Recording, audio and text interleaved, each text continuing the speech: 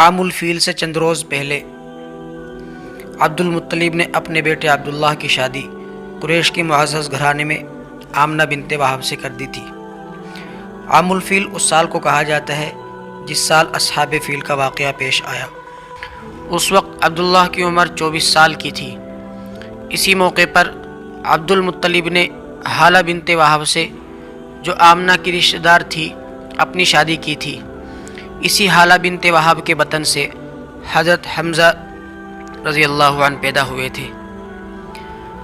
شادی کے چند روز بعد عبد المطلب نے عبداللہ کو ایک تجارتی قافلے کے ساتھ بغرض تجارت ملک شام کی طرف روانہ کیا۔ واپسی میں عبداللہ بیمار ہو کر مدینے میں اپنے رشتہ داروں کے پاس ٹھہر گئے اور اپنی بیماری کا حال اپنے والد عبد المطلب کے پاس کہلا بھجوایا۔ مکے میں جب عبداللہ کی بیماری کا حال عبد المطلب کو معلوم ہوا تو انہوں نے اپنے بیٹے حارث کو عبداللہ کی خبر گیری اور مکے میں بحفاظت واپس لانے کے لیے بھیجا۔ حارث کے مدینہ پہنچنے سے پہلے ہی عبداللہ فوت ہو کر اپنے رشتہ دار بنو نجار کے قبرستان میں مدفون ہو چکے تھے۔ حارث نے مکے میں واپس آ کر یہ روح فرساں اور غمگین خبر عبد المطلب کو سنائی۔ عبداللہ نے اپنے بعد چند اونٹ، چند بکریاں اور ایک لونڈی ایمن ترکہ چھوڑا تھا۔ حضرت آمنہ حاملہ تھی اور حضرت صلی اللہ علیہ وسلم ابھی شکم مادری میں تھے کہ یتیم ہو گئے۔ آپ صلی اللہ علیہ وسلم کے والد عبداللہ کی عمر 25 سال ہی کی تھی کہ فوت ہو گئے۔ واقعہ اصحاب فیل کے 52 یا 55 روز کے بعد آپ صلی اللہ علیہ وسلم ماں کے پیٹ سے پیدا ہوئے۔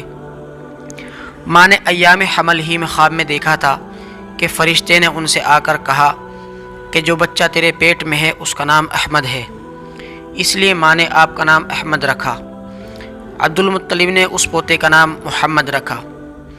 ابو الفدا کی روایت کے مطابق لوگوں نے تعجب کے ساتھ عبد المطلب سے دریافت کیا کہ آپ نے اپنے خاندان کے مروجہ ناموں کو چھوڑ کر یہ نیا نام کیوں اختیار کیا؟ عبد المطلب نے جواب دیا، اس لیے کہ میرا پوتا دنیا بھر کی ستائش اور تعریف کا شایان قرار پائے۔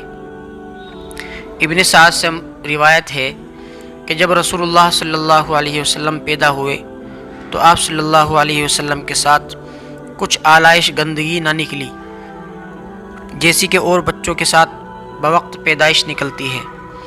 آپ صلی اللہ علیہ وسلم ماں کے پیٹ ہی سے مختون یعنی ختنہ کیے ہوئے پیدا ہوئے تھے۔ مؤرخین نے یہ بھی روایت کی ہے کہ جب آپ صلی اللہ علیہ وسلم پیدا ہوئے ٹھیک اسی وقت کسرائے نوشیروان کے محل میں سخت زلزلہ آیا اور اس کے 14 کنگرے گر گئے۔ استخر کا مشہور آتش کدہ دفعتاً بجھ گیا جو ہزاروں سال سے جلا ہوا تھا۔ عبد المطلب نے آپ صلی اللہ علیہ وسلم کی پیدائش کے 7ویں دن اس خوشی میں قربانی کی اور تمام قریش کو دعوت دی۔